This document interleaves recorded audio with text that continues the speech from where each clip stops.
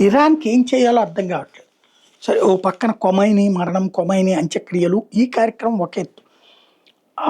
ఇక్కడ ఏం చెయ్యాలో అర్థం కాకపోవడానికి కారణం ఏంటంటే ఐఆర్‌జీసీ వేరుగుంది. కొమైనీ టీమ్ వేరుగా ఉంది.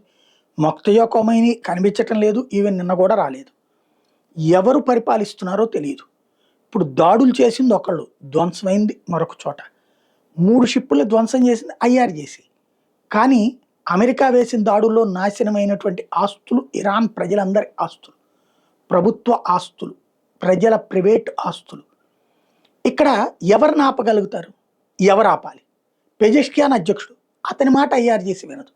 ఐఆర్‌జీసీ మాటని కొమైనీ ఫోర్స్ వినదు. కొమైనీ ఫోర్స్ మాటల్ని అందరూ కలిసి వింటారంటే లేదు. పెద్ద కొమైనీ చనిపోయిన తర్వాత ఒక రకంగా ఆస్తి గొడవల టైపులో ఇరాన్ మీద ఆధిపత్యం కోసం, ప్రపంచం ముందు హీరోలు అవ్వడం కోసం ఎవడికి వాడు చేస్తున్న ఘాతుకాల ఫలితం ఈ రోజున వెంటాడి వేటాడుతోంది. America వదిలిపెట్టదు, Israel వదిలిపెట్టదు.